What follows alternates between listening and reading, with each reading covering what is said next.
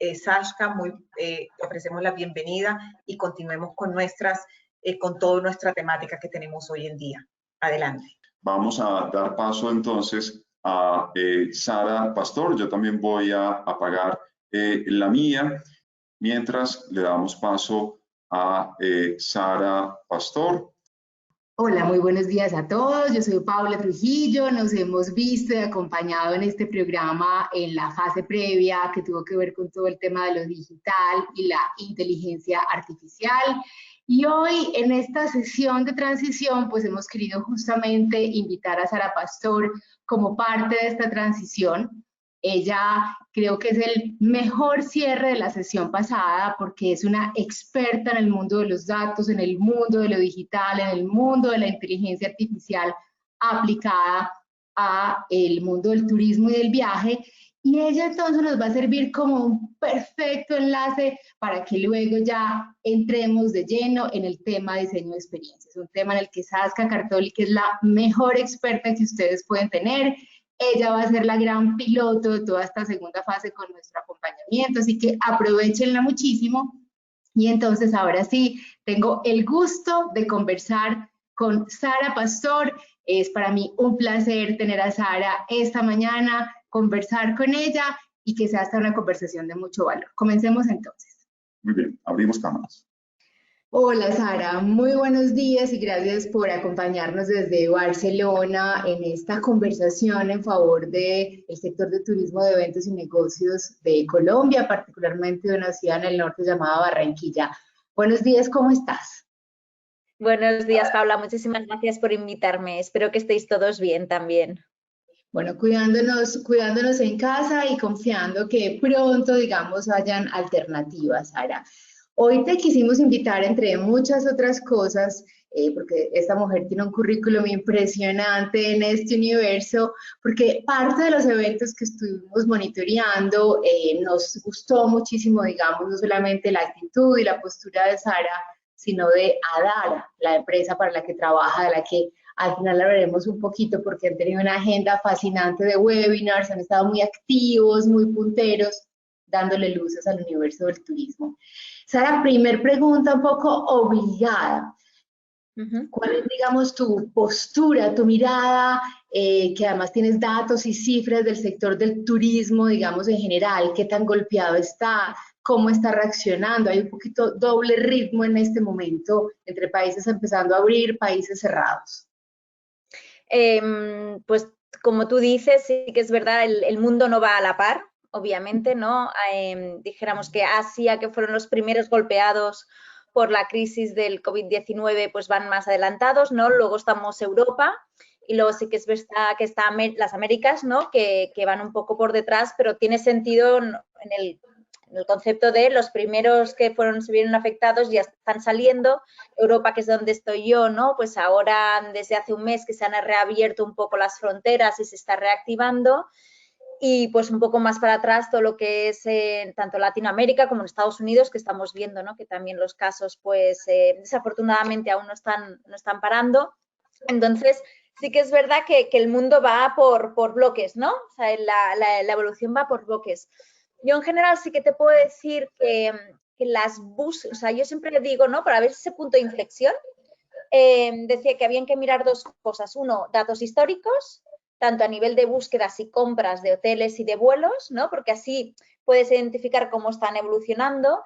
Y sí que es verdad que en los últimos, ¿no? Los primeros meses fue una caída estrepitosa, desgraciadamente, pero ya estábamos viendo, a veces en forma de U, a veces en forma de V, pero sí que es verdad que no rectos, sino haciendo picos y, ¿no? Subidas y bajadas, pero ya estaba como una tendencia más al alza, cosa que es buena, ¿no? Es decir, lo que buscamos es que aunque no creo que estemos ni lleguemos a donde estábamos en enero, a esos niveles no vamos a llegar ni mañana ni seguramente, desgraciadamente, a finales de año, pero sí que estamos viendo esa tendencia al alza.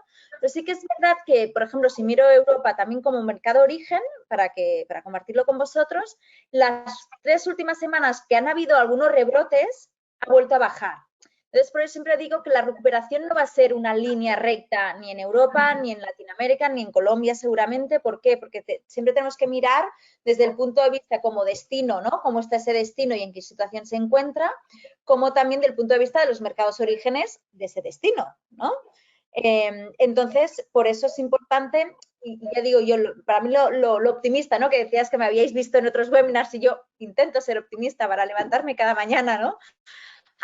Y es esa tendencia al alza, aunque a veces vaya bajando, pero la tendencia al alza. Y no solo, como te decía, ¿no? Mirar la parte histórica de búsquedas y compras de vuelos, sino también la parte del forecast, ¿no? Del futuro. Es decir, ahora mismo los viajeros ¿no? que están buscando y que están comprando en las próximas semanas. Y entonces esto también te da ese input de el interés, si hay interés, punto número 1, que esas son las búsquedas, y luego si realmente ese interés se transforma en una compra y en qué momento del año. La gente está comprando para septiembre, la gente se está esperando, como también hemos visto, para Q4 finales de año, ¿no? Que tienen la esperanza de que se puedan reabrir las fronteras. Entonces, con estos, dijéramos, sets de tanto datos históricos de principios del año hasta ahora como datos de ahora, ¿no? Del futuro, te dan esa visión de que están mejorando las cosas, no donde nos gustaría estar, pero sí que está teniendo una tendencia al alza y hay muchas reservas que se están pasando a Q4. Sara, me encanta lo que dices porque, digamos, de un lado me quedé pensando en el consumidor y me gustaría que hablemos un poco, digamos, de ustedes cómo lo están percibiendo, cambios, sensibilidades, nuevas, digamos, prioridades. Pero segundo, y luego te lo preguntaré, porque el COVID nos ha hecho cambiar la relación que teníamos con el largo, el mediano y el corto plazo. Ahora parece que no es corto, sino cortísimo plazo, y el largo a lo sumo es 2 años. Hablemos primero del consumidor, Sara. ¿Cómo lo percibes? ¿Cómo está cambiando? El consumidor, yo te voy a dar 2 puntos de vista. Uno sobre las audiencias, ¿no? Entonces, yo los pongo en 3 buckets, ¿no? En 3 grupos. Tienes el viajero, que yo me pondría en ese grupo, de que no tengo miedo, es decir, sí que obviamente voy a tomar mis medidas, ¿no? Voy a vigilar, pues mi mascarilla, mi gel, etcétera, pero tengo unas ganas locas de empezar a viajar por todo el mundo. Y a mí no me tienes que convencer, ¿no? Para viajar, o sea, yo estoy lista para viajar. Al final mi challenge o mi reto es que me dejen viajar. Entonces hay estos, luego hay los del síndrome de la cabaña, es decir, gente que ha cogido mucho miedo, y es decir, aunque ya se han abierto, ¿no? Hay ciertos destinos, ¿no? Como por ejemplo en España, que ya se han abierto, pues ya no estamos en lockdown, pero hay gente que no está saliendo de casa, ¿no? Que aún tiene mucho miedo a salir, a qué le puede pasar. Y luego están los del medio, que digo yo, que son esos que ellos necesitan unos mensajes más de apoyo, de generar confianza, ¿no? De recuperar esa confianza que tenían antes en los viajes, que buscan pero no acaban de comprar, ¿no? Como que están dubitativos. Entonces, yo los pondría en estos 3 buckets. Y luego la otra perspectiva que quería comentar a nivel de comportamiento, sí que es verdad que ha dependido mucho las búsquedas y las compras. Tan pronto un gobierno anuncia, ¿no? Que se puede levantar el lockdown o que se va a poder viajar, las búsquedas y compras, pero sobre todo las búsquedas, obviamente, inicialmente suben extremadamente. Entonces, hemos pasado, ¿no? Lo que te decías, no puedes casi planificar a largo porque cuesta mucho. La gente está muy atenta a las noticias de los gobiernos, porque de eso dependemos, y tanto cuando los gobiernos están anunciando las reaperturas o que se puede viajar de un país a otro o de una región a otra, es como están incentivando el turismo. Sí que es verdad, y de hecho esto os animo a entrar en nuestra web porque tenemos datos públicos, además más vosotros, ¿no? También esta parte de negocios, ¿no? Ese viajero de negocios. Es curioso porque sí que en algunos destinos, o en algunos mercados de orígenes, ha sido el primero que ha reaccionado, ¿no? Pero sí que es verdad que ha reaccionado a corto plazo. Es decir, no tanto están buscando para viajar a finales de año, no. O sea, si es un viajero de negocios, está buscando, pero necesita viajar, ¿no? Para hacer ese negocio. Entonces, es muy a corto. En Estados Unidos, por ejemplo, curiosamente, en las familias sí que han reactivado muy rápido, ¿no? O sea, es verano y querían como volver a viajar rápidamente.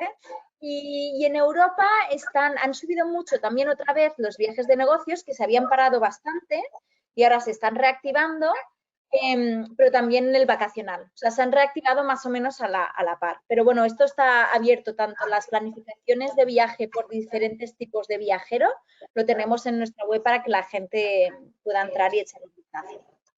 Sí, sin duda ahorita hablaremos de Adara, que realmente es fascinante lo que hacen.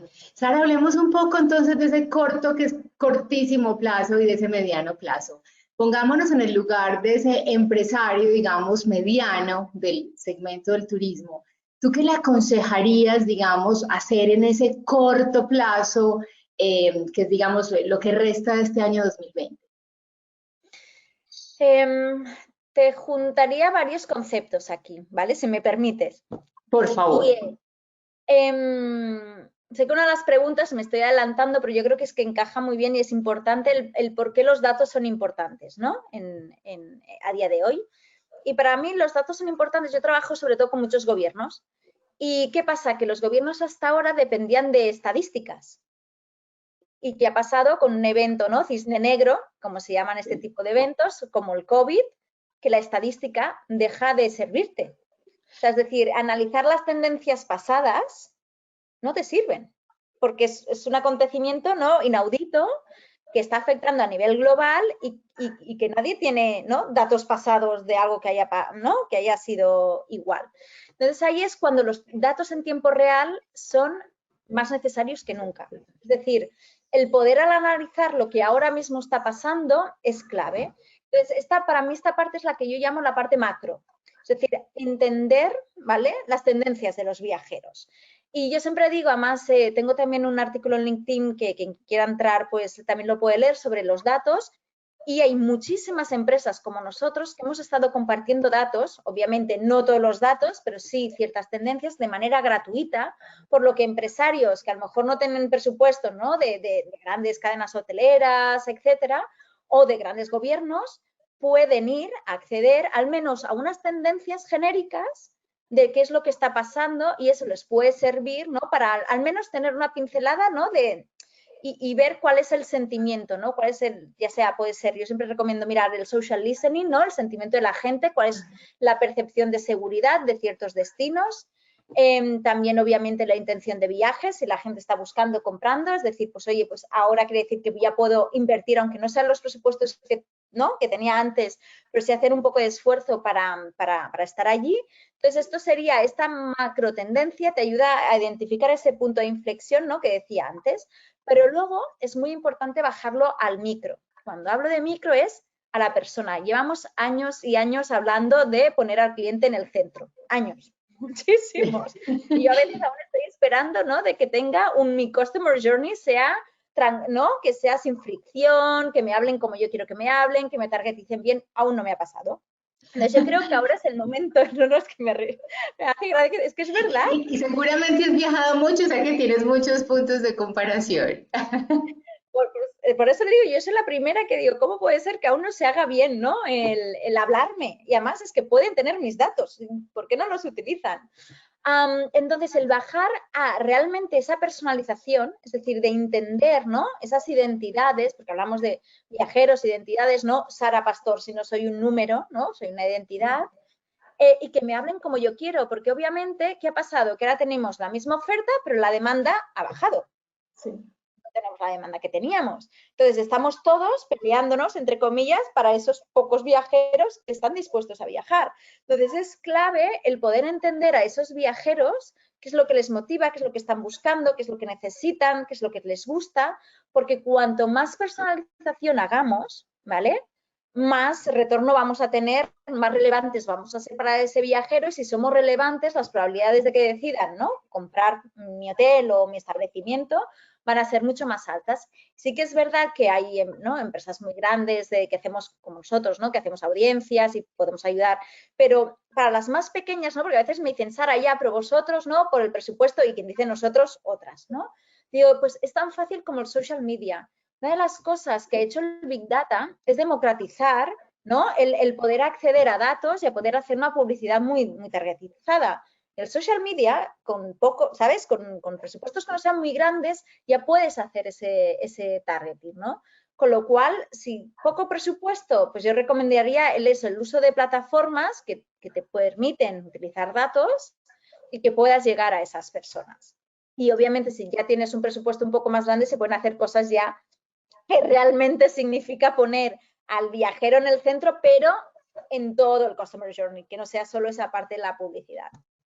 Nos encanta porque ni que nos hubiéramos leído la mente, Sara, justamente con los empresarios venimos de trabajar el Customer Journey de la mano de un experto italiano llamado Giulio Toscani y entramos ahora en la fase de diseño de la experiencia omnicanal, o sea que la conexión es absoluta.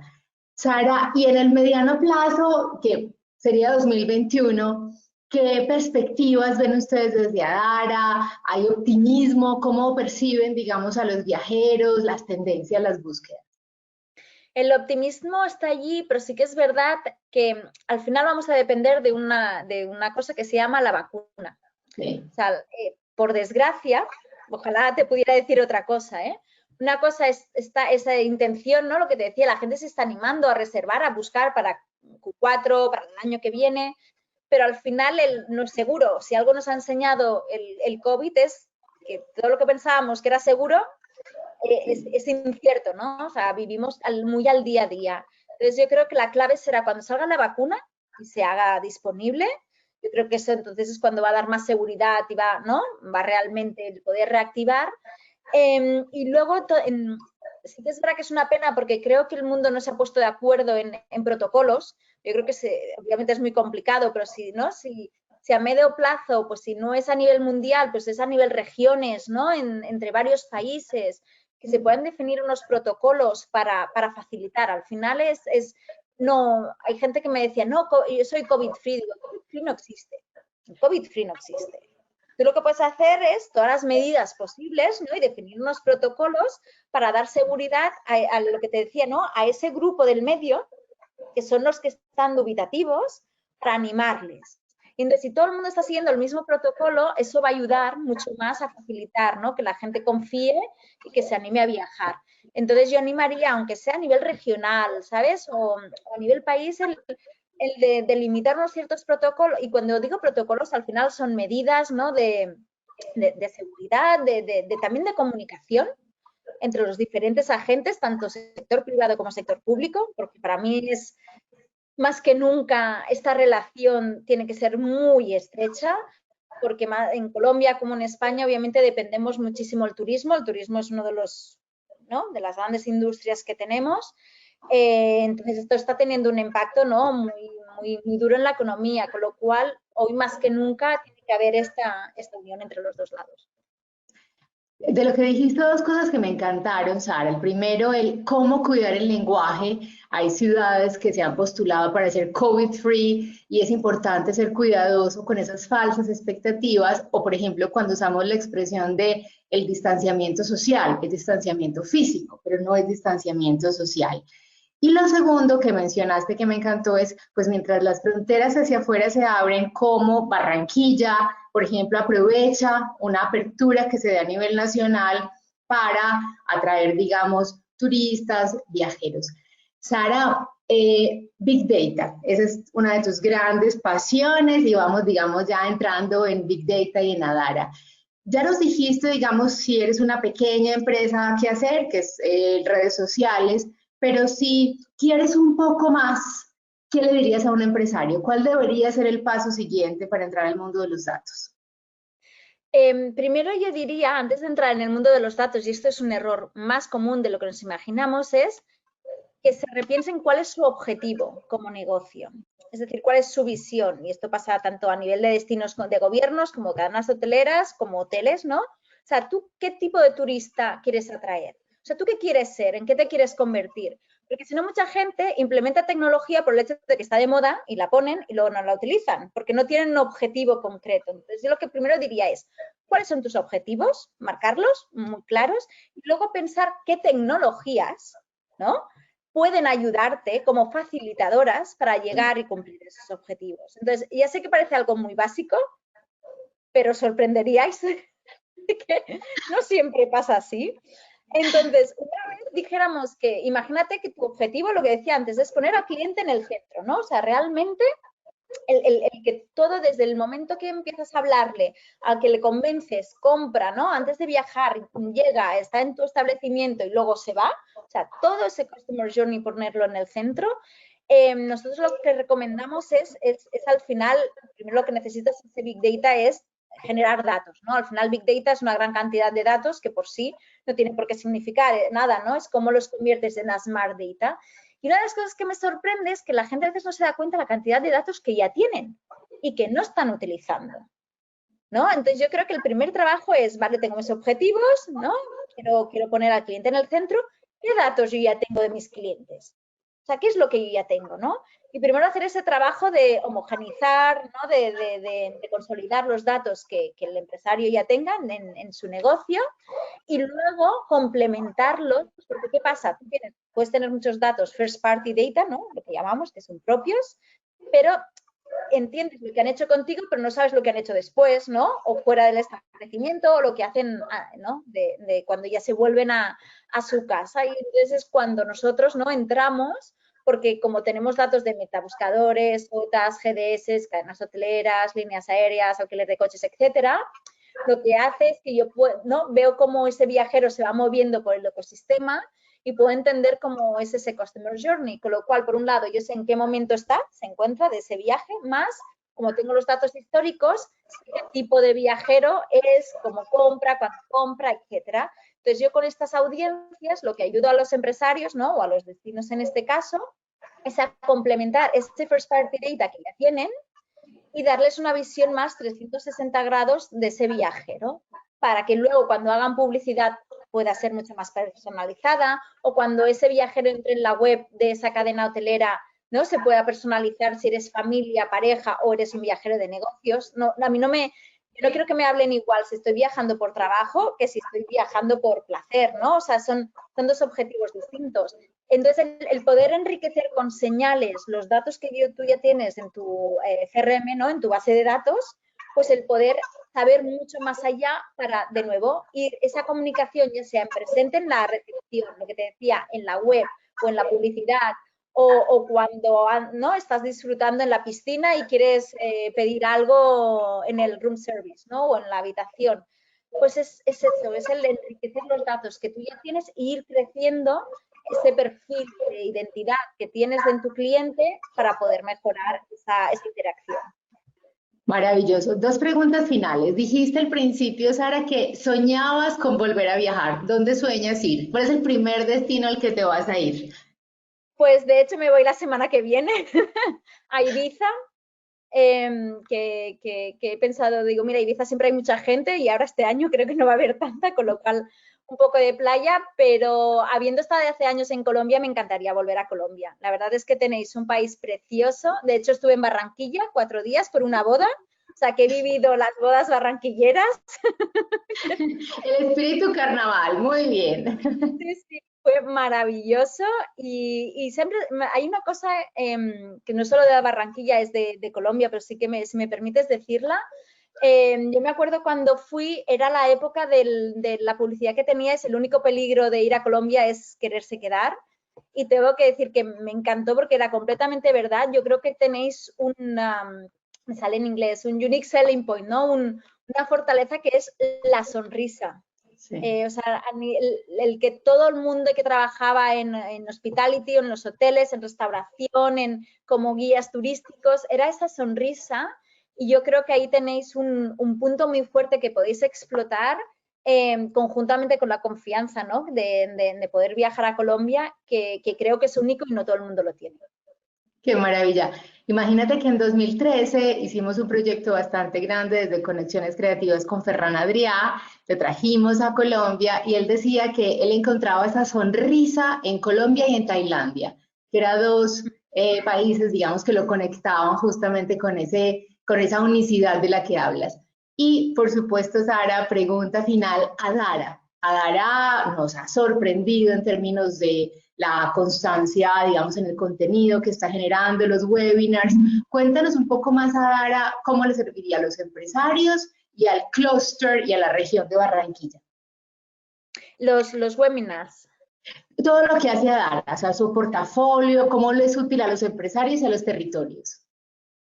Pues yo les diría que les serviría, yo siempre los separo en tres fases, que es de hecho cómo funcionan los algoritmos de Machine Learning, que son los que hacen la inteligencia del Big Data.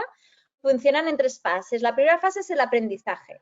Entonces, podemos ayudar a ese nivel más macro que te comentaba, ¿no? A entender tendencias, ya sea con los datos públicos que compartimos en la web o cada semana en los webinars, como tú has bien comentado, o también estamos haciendo dashboards customizados, ¿no? Según las necesidades de ya sea el gobierno o de la cadena hotelera o del hotelero, pues les podemos hacer específicamente para ellos con las tendencias que ellos necesiten.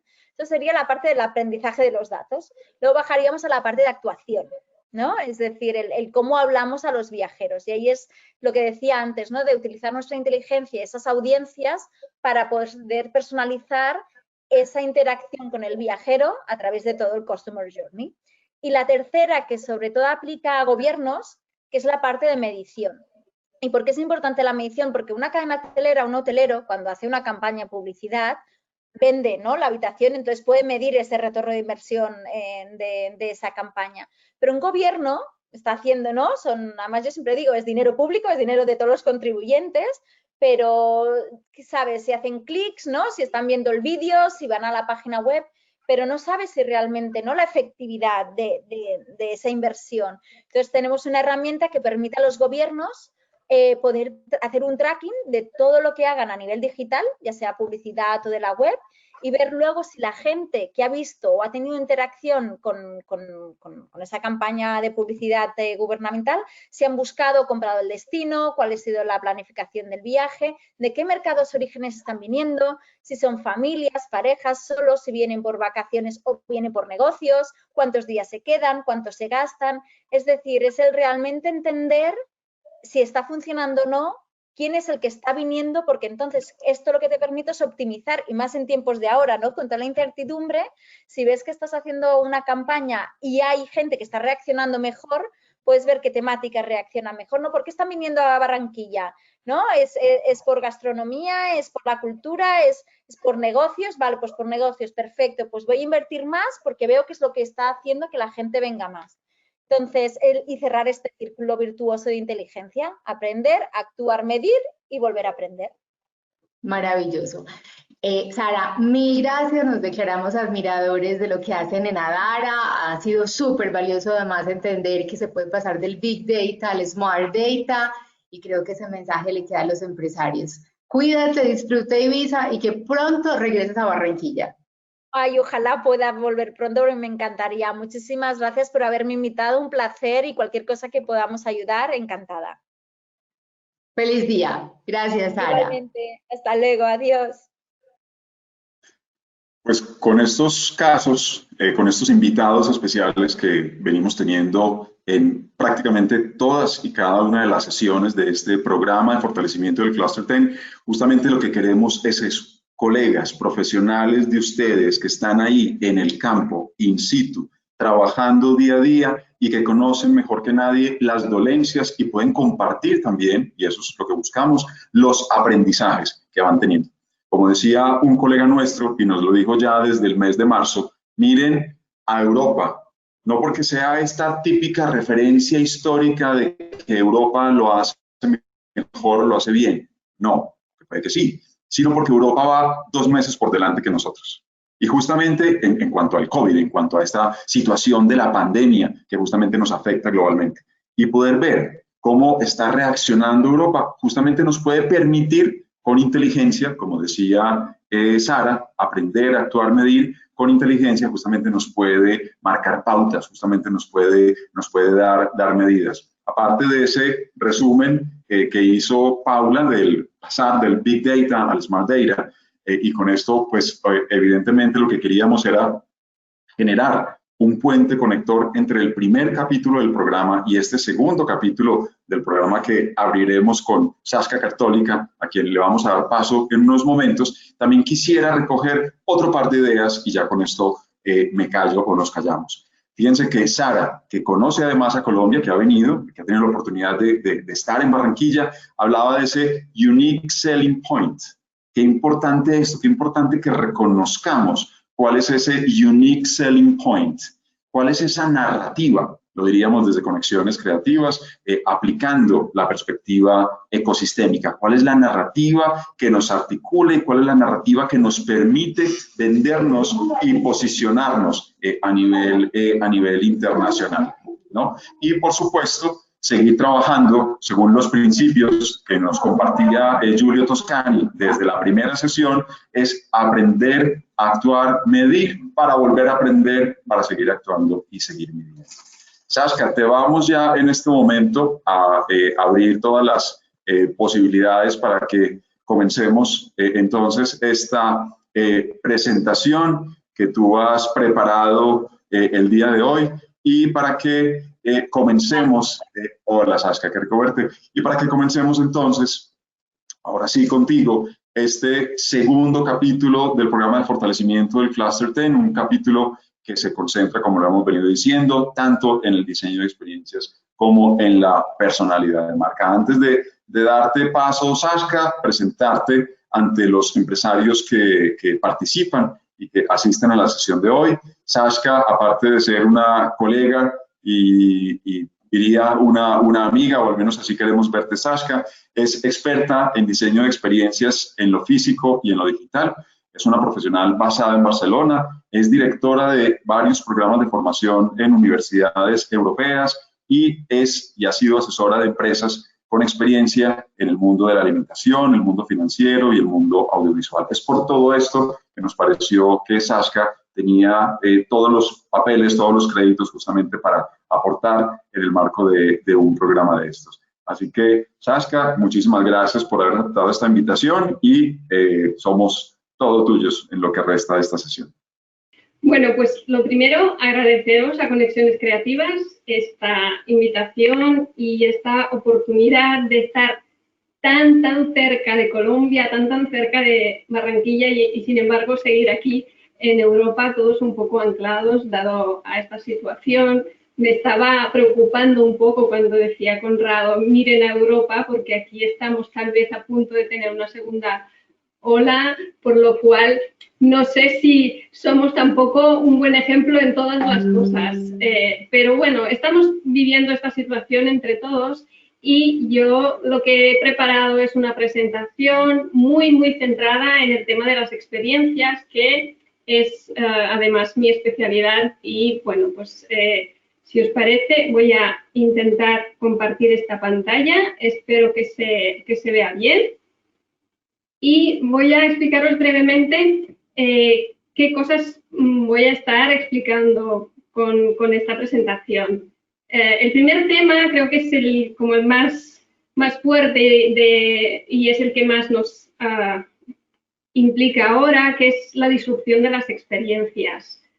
El segundo tema serían las experiencias como propuesta de valor y es un poco intentar desentrañar esta palabra experiencia, qué cosas caben dentro y qué quiere decir una experiencia con palabras mayúsculas y cómo la estamos utilizando en nuestros negocios, para luego ver qué tipo de experiencias podemos diseñar y cómo se crean las experiencias. Sobre todo los dos últimos puntos los vamos a ir también desarrollando a continuación en los workshops. Entonces, turismo, bueno, os tengo que poner brevemente en contexto de cómo he llegado yo a las experiencias. Yo he llegado a las experiencias desde el sector de retail, desde el sector de los puntos de venta, que son lugares donde realmente se diseña toda la experiencia que tiene el cliente con un objetivo muy claro y un objetivo muy de marketing, que es pues, conseguir que se produzca ese acto de venta.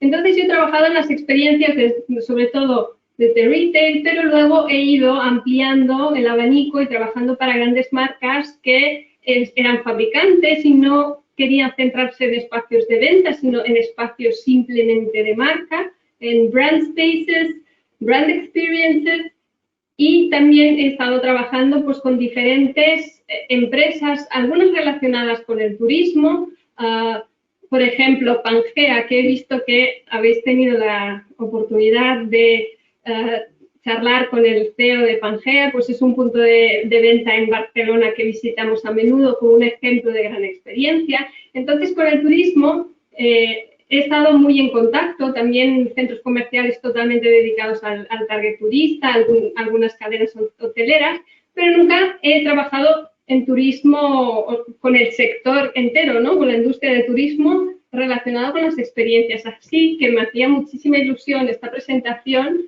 porque realmente he pensado, es que claro, turismo es todo experiencias, ¿no? Porque he visto las experiencias en retail, experiencias en el trabajo, experiencias como parte de experiencias de formación, de aprendizaje, y entonces me ha gustado mucho abordar las experiencias dentro del turismo, porque son realmente, ahí están, ¿no? Aparte, es un sector en pleno crecimiento y ya sé que estamos viviendo una situación muy particular y que la previsión era de un crecimiento del 3 o 4% mundial y que seguramente no llegaremos a esas cifras, pero estoy segura de que esta senda se irá recuperando durante los próximos años y que en el fondo es un sector y una industria que va a seguir creciendo, seguramente impactado por diferentes cosas. La otra cosa que me encantaba del turismo es que a nivel digital siempre ha sido un sector también muy puntero, ¿no? Aquí tengo unos números que son del 2016, donde ya pues, las agencias de viajes o turoperadores pues, estaban en el índice más alto de digitalización de empresas. Tenían un 55% de empresas digitalizadas en Europa con alto nivel de digitalización, cuando en otros sectores esto no estaba sucediendo, como podemos ver, y a nivel de accommodation estábamos en un 40%. Es decir, siempre ha sido un sector que ha sido el primero en implantar todos los temas digitales a nivel de e-commerce. Imaginaros, yo toda la vida trabajando en el sector retail, viendo, ¿no?, cómo va entrando el e-commerce, pero no acaba de entrar, o no todos los retailers se apuntaban al e-commerce, y en cambio el sector de turismo pues siempre ha estado allí liderando. Así que encantadísima. ¿Qué pasa? Que mirando los datos, ya los datos del 2018, por ejemplo, ya van bajando. ¿Qué pasa? Hemos sido primeros en adoptar la digitalización y ahora parece que toca seguir remando y remando muy fuerte. Estamos ahí bien. A nivel de accommodation, en este punto le han añadido food services y entonces el porcentaje ha bajado un 15%, porque claro, a nivel de pequeña restauración pues no estamos en el mismo nivel de digitalización como el tema de accommodation. Pero ahora mismo estamos viviendo una realidad completamente diferente, y es esta. Lo que está sucediendo es que las plazas, esta es la Plaza Mayor de Madrid, las playas, estas son las playas de Barcelona, están completamente vacías.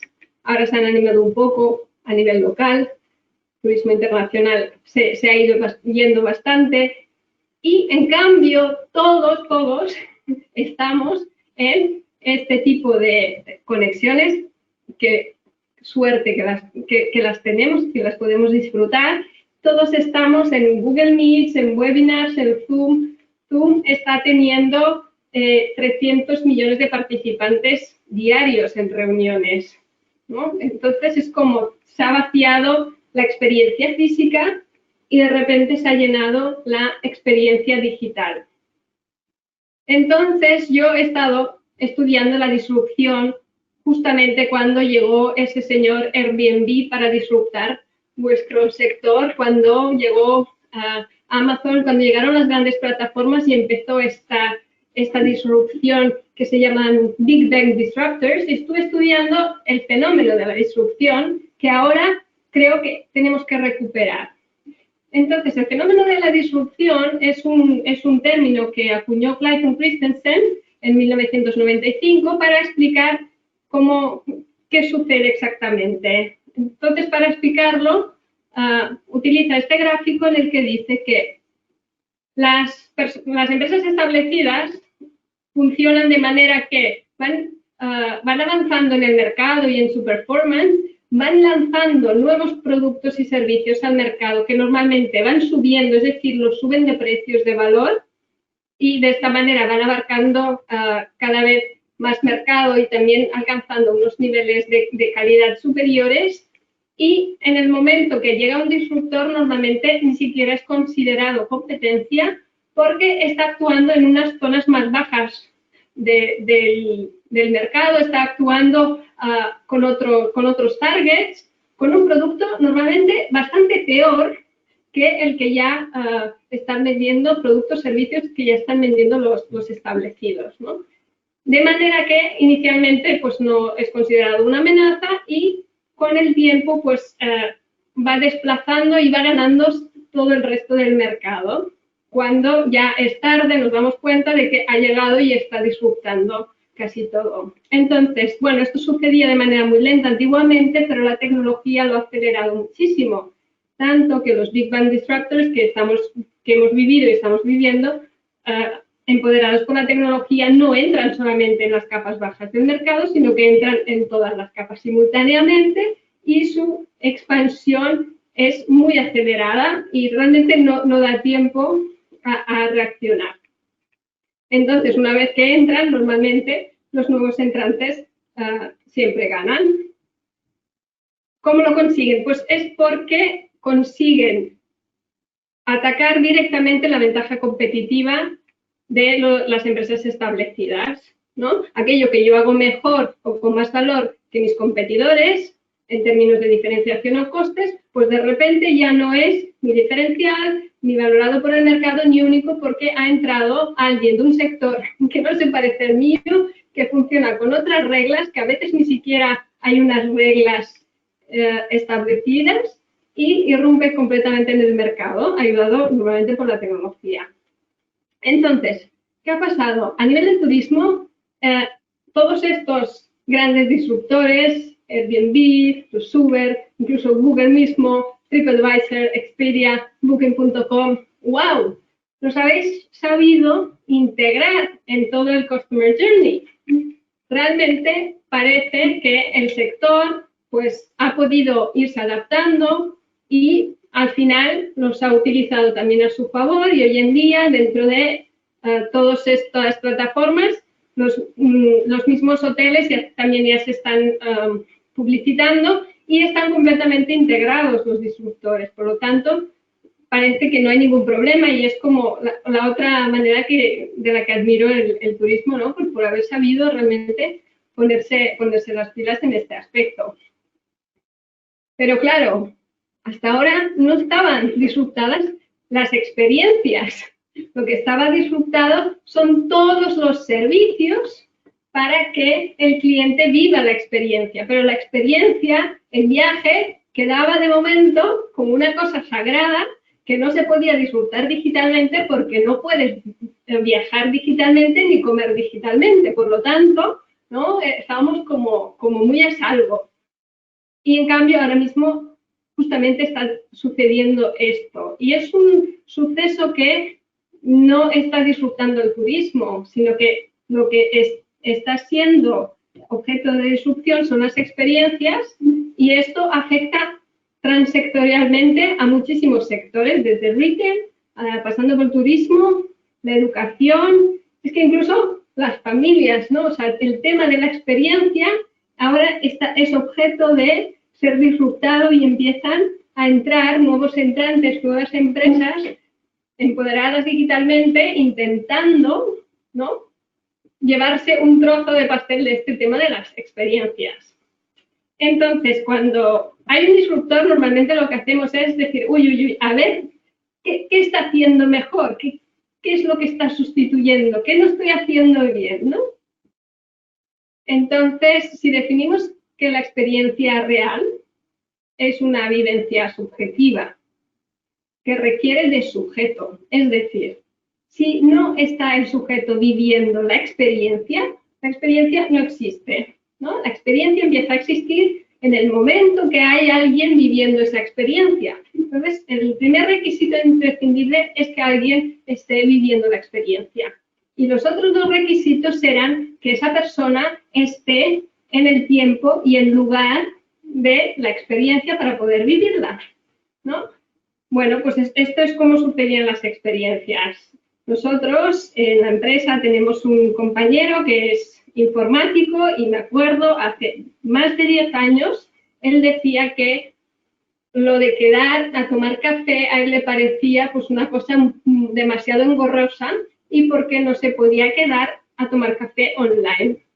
Y nosotros le decíamos que eso no tenía absolutamente ningún sentido porque todo el sentido de quedar era precisamente verte con la persona, tomar el café y que tomar un café online pues no tenía ningún sentido. Y ahora mismo lo estamos haciendo todos y yo no puedo olvidarme de esa sugerencia suya como una cosa muy techy, muy friki, que ahora mismo estamos adaptando todos y que seguramente ha venido para quedarse y para acabar de recomponer cómo hacemos experiencias en general.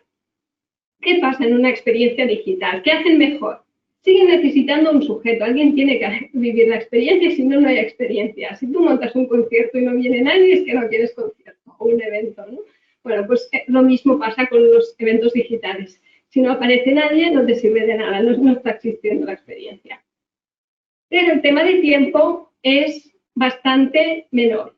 Es decir, que es más inmediato, no me tengo que desplazar, no tengo que planificar. Tal vez me he levantado ahora mismo de la cama y ya estoy aquí presentando y hablando pues, con un montón de personas en Colombia y yo estoy en Barcelona. Entonces, necesitamos menos tiempo, hay un ahorro importante de tiempo y la presencia también es un ahorro, no tengo que estar en el espacio, puedo estar digitalmente, ¿no? Mi presencia no tiene que ser física, puede ser digital en el espacio y también puede ser mixta, es decir, podríamos establecer que yo me tenga que desplazar a algún lugar donde tengo una mayor conexión, mejores cámaras, mejor plató o lo que sea necesario para tener una mejor presencia digital, ¿no? Entonces ahí podríamos hablar incluso de una presencia mixta. No estoy donde sucede exactamente la experiencia, pero igualmente me he tenido que mover o cambiar de espacios, ¿no? Hay como nuevas empresas y nuevos intermediarios en esto de las experiencias y todos ellos van a estar capturando valor y creando nuevos modelos de negocio o antiguos modelos de negocio que ahora de repente están empezando a funcionar muy bien. Entonces, claro, el Digital by Default, que era una de las tendencias que, si no me equivoco, os comentó Fran Romero, podría ser, o Pedro Moneo. Ahora mismo no me acuerdo porque he estado viendo también todas las conferencias que habéis estado viendo. Entonces, Digital by Default, digital por defecto, es decir, si siempre va a ser la primera opción lo digital, cuando lo aplicamos a experiencias y lo evaluamos, pues evidentemente es un producto, es un servicio peor, una experiencia peor, es menos interactiva, es menos vivencial, menos entretenimiento, menos todo, pero es mejor porque es menor tiempo y menor coste. Entonces, para ver un poquito a vosotros qué os parece, he preparado a lo largo de la presentación algunos sondeos, porque de esta manera siento que estáis aquí conmigo y veo un poco qué opináis y os hago unas preguntas muy breves que no tienen una respuesta correcta. Es decir, son preguntas que nos invitan a la reflexión sin que tengamos que acertar, es simplemente para que sepamos un poco qué opinamos entre todos. Entonces, en esta disrupción de las experiencias, que es intersectorial y que afecta tal vez más al modo de trabajar que tenemos, y que ahora todo puede ser teletrabajo a la larga, pero ¿quién va a ganar? Entonces, en vuestra opinión, opción A, nadie, es una crisis global, aquí vamos a perder todos. D, van a ganar las empresas digitales. C, las empresas que ofrecen experiencias reales finalmente remontarán y seguirán ganando, porque son mejores. D, ganarán los consumidores. Y E, vamos a ganar todos, a ver si es posible. Entonces, me encantaría saber vuestra opinión. De momento los resultados van así, Saskia, te los leo. 40% las empresas digitales, ahora baja un poquito, 36%, las empresas que ofrecen experiencias reales. Vuelvo a leerte los resultados. Ahora ya llevamos el 45% de las participantes, de los participantes han votado, ya nos acercamos al 50%. Entonces, los resultados van más o menos así: 40% empresas digitales, 44% empresas que ofrecen experiencias reales, 13% los consumidores, 25% todos. Ha subido el número de votaciones, ya casi tenemos el 60%. Bueno, yo creo que con el 60% escrutado está perfecto para tener una sensación, ¿no? Entonces, muy bien. Aquí creo que alguien va a ganar, porque nadie ha votado el nadie. Me parece perfecto. Exacto, nadie ha votado el nadie, y vuelvo a leerte los resultados: 38% empresas digitales, 44% empresas que ofrecen experiencias reales, 13% los consumidores y 25% todos.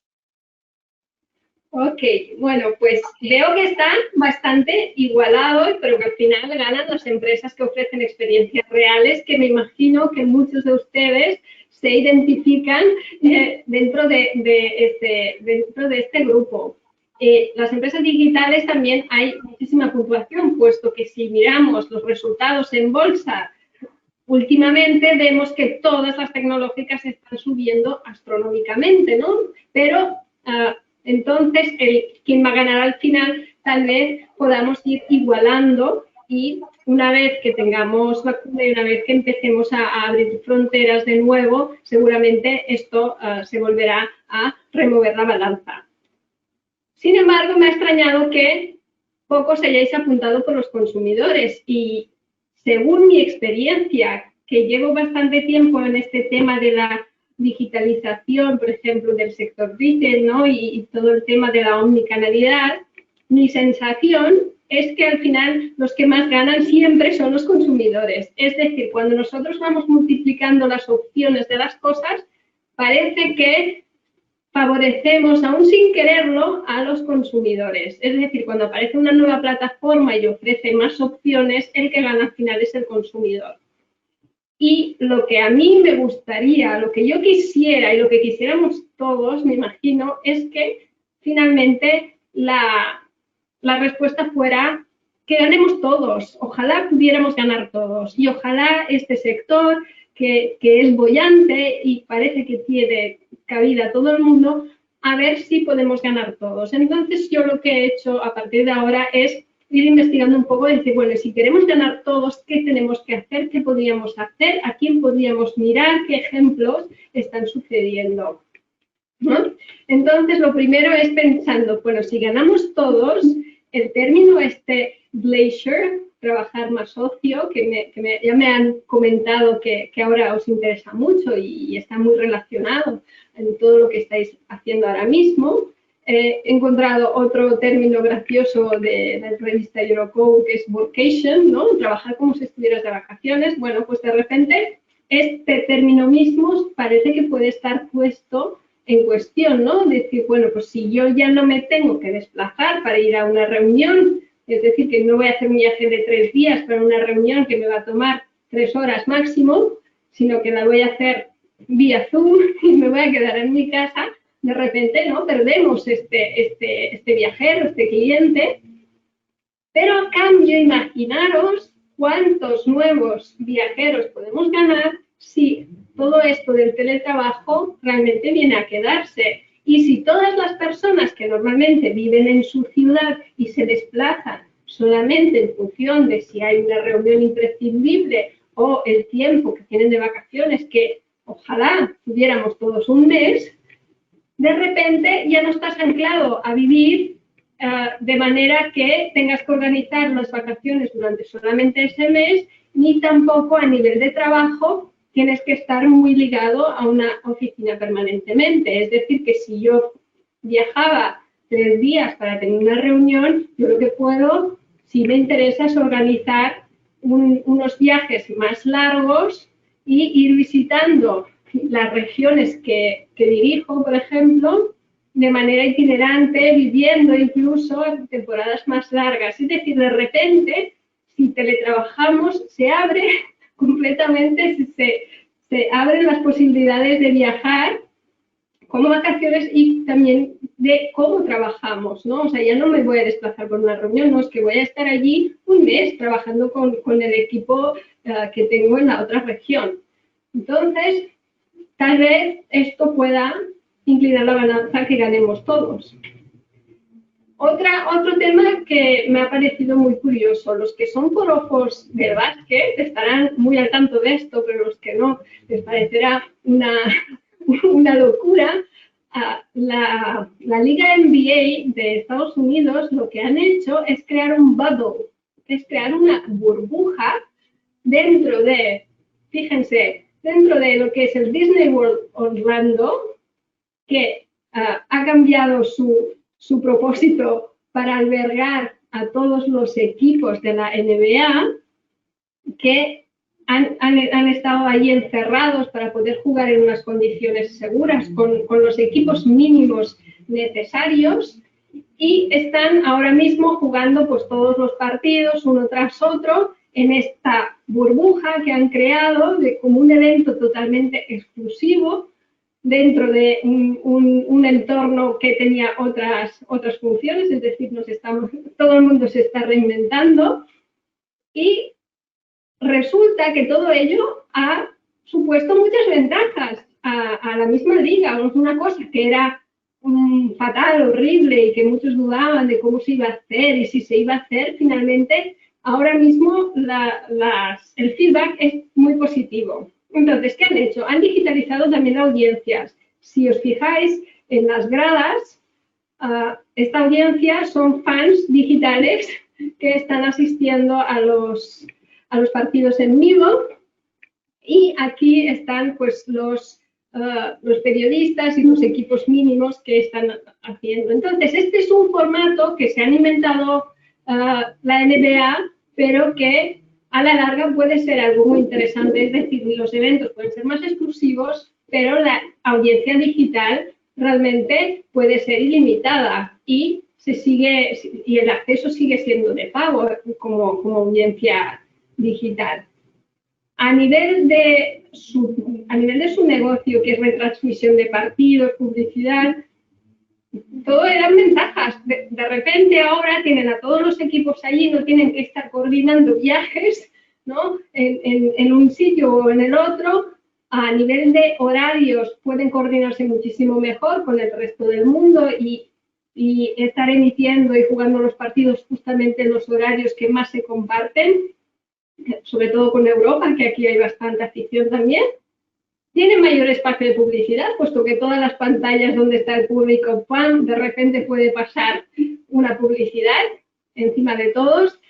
Tienen mejores puntos de vista a nivel de dónde están colocadas las cámaras, porque se han podido acercar más a la pista. De hecho, están innovando y están estudiando cómo poner una cámara encima de los jugadores para que tú puedas digitalmente ver el partido desde primera persona, desde la misma cancha, ¿no? Y otras innovaciones como que han conseguido que se certificara una prueba de saliva para la detección de COVID que tarda solamente 15 minutos porque para ellos era necesaria para poder crear esta bombolla súper segura y también ha conseguido esta certificación y esta innovación a nivel. Entonces, de repente, cuando nos ponemos las pilas, todo puede ser y pueden haber ventajas.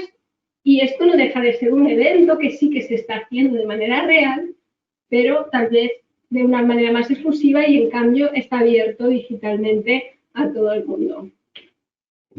En China han realizado cosas similares, ¿no? Ellos además han ido por delante. Si vosotros miráis a Europa, nosotros tenemos que mirar a China. Y ojalá estuviéramos aquí como ahora están allí, realmente lo tienen muy, muy controlado. Entonces, en China lo que hicieron para la Shanghai Fashion Week es crearlo en live streaming, fue totalmente digital, pero además potenciado pues, con todas las herramientas de aplicaciones de compra que ahí están mucho más extendidas, que además es un sistema que llaman See Now, Buy Now, ¿no? Aquello que está sucediendo ahora mismo en cualquier lugar del mundo que tú puedas acceder a la compra de lo mismo, y incluso las pasarelas de moda se están realizando con este formato. Claro, si nos digitalizamos o digitalizamos nuestras experiencias, de repente la capacidad online es ilimitada. Aquí tenemos un ejemplo de Travis Scott, que hizo un lanzamiento de varios conciertos en la plataforma de juegos, de gaming, de Fortnite, y tuvo 45,8 millones de accesos a todos sus eventos. O sea, es impresionante la capacidad online de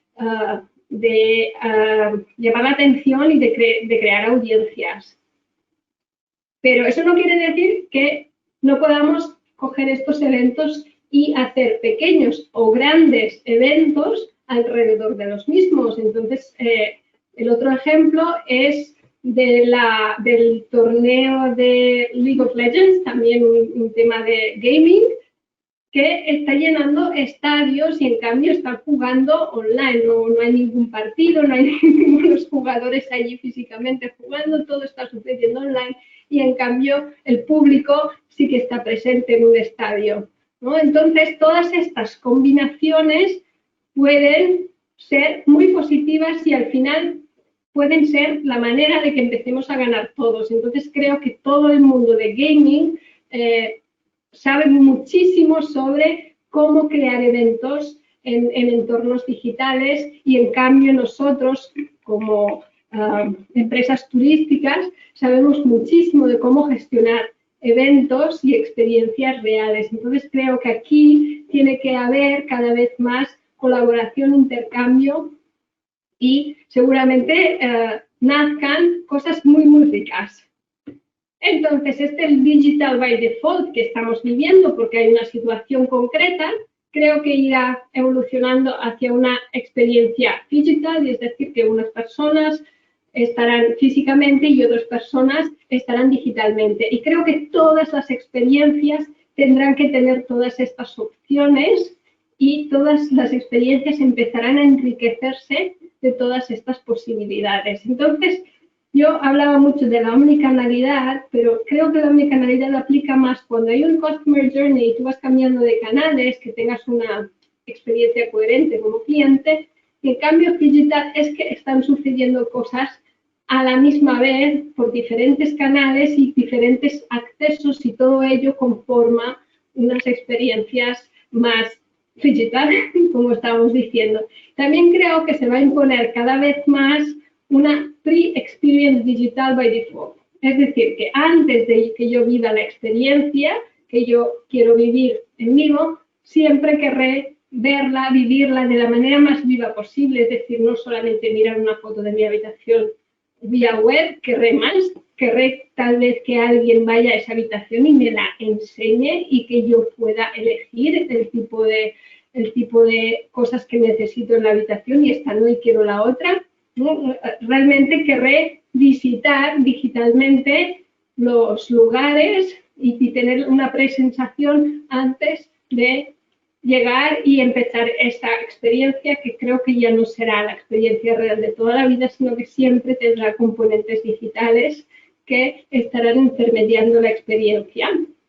Lo cual, más que miedo, creo que debe darnos alegría, esperanza y oportunidades porque abre el mercado a más cosas, ¿no? O sea, realmente como empresas de turismo llega un momento que la experiencia está sucediendo en la playa y si el acceso a la playa es gratuito no estamos generando ningún valor, ¿no? Entonces, cuanto más intermediemos las experiencias, más valor se puede captar de las experiencias de los turistas y los viajeros en general, aunque sea por temas de negocio.